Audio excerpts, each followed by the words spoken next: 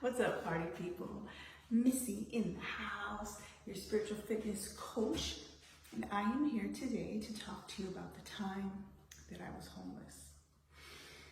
Yeah.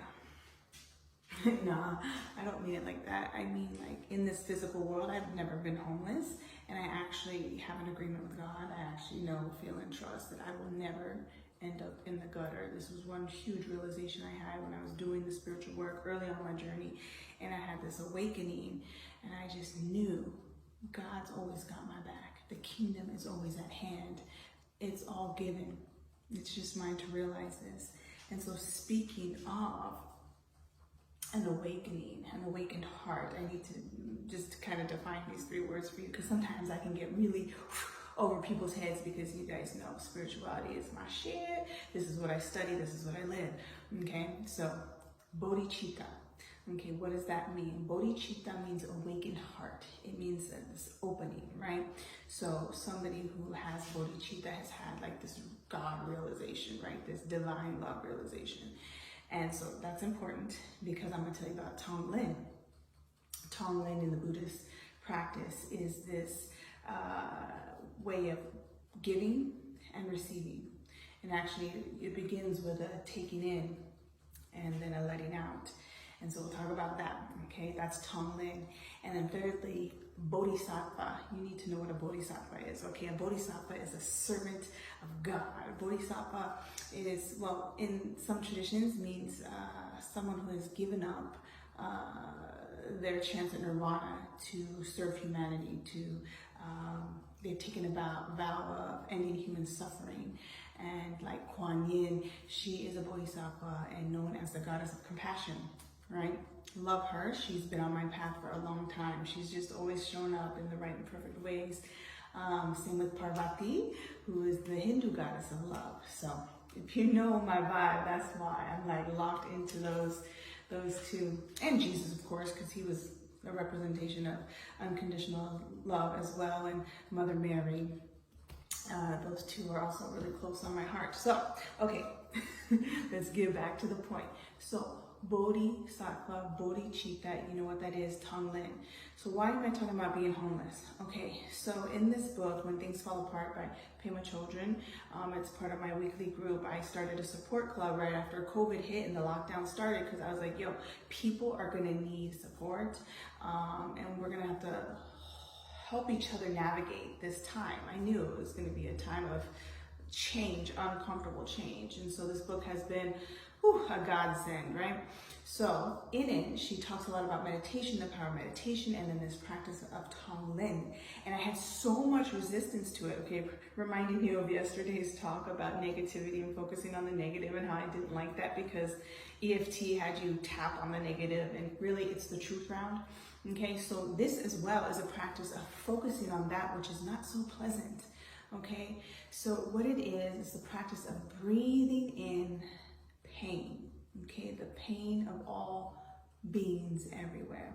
And you can break it down into certain things. It could be the pain of everyone suffering from COVID-19. It could be the pain of all Black people.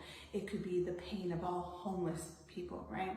And so when I finally gave in and I was like, I'm gonna practice this Tonglen because I know I will get something good out of it, right? Something good has to come from it. I mean, if this wise teacher is talking about it in this book that I love, then I will surrender and try it.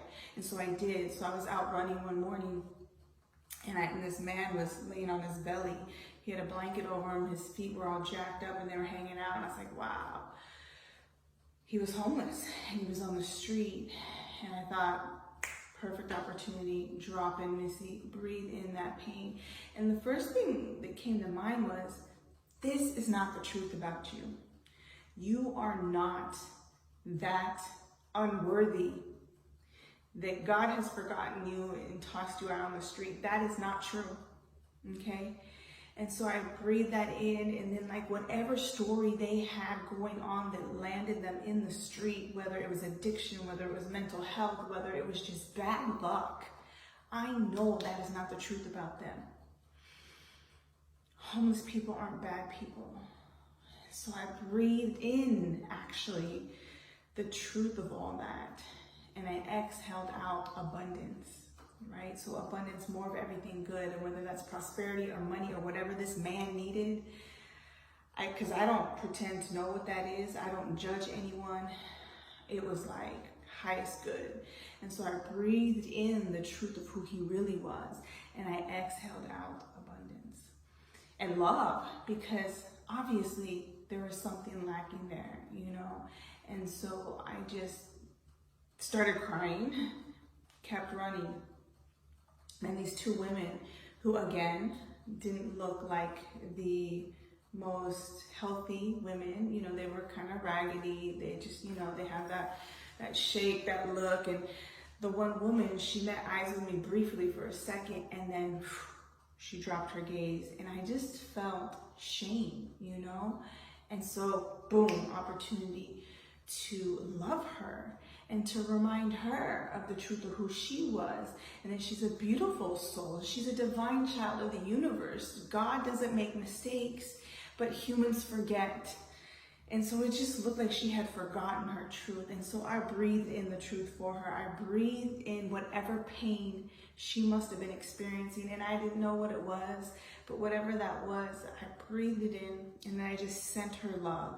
Because love heals all. Keep it real, okay? And so I breathed that in, and then I sent out massive love to her, unconditional love.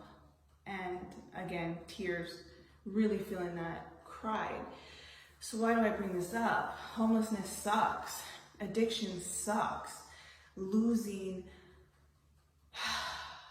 a better way to be sucks. So my specialty is dealing with people who have experienced grief, loss, whether it's a loss of a loved one, a relationship, breakup, divorce, loss of an aspect of health, right? Because we all have had some crazy shit going on in our bodies, and it's like, whoa, yo, what's up? How do I love myself anyway and love myself into a better way of being, a healthier way of being? And yes, that's been my experience. And yes, I have helped clients just figure out the truth of who they are and how to connect to that, and how to listen to that divine goodness, that intuition, and use that to make life better, right? Because after my mom died, you guys, it was all about peace. I prayed for peace, because the one thing I knew is I wasn't going to repeat my mom's, you know, I wasn't going to follow in her footsteps in that way. And she did it her way. I mean, I said, you don't get it wrong when you come here. Your path is your path.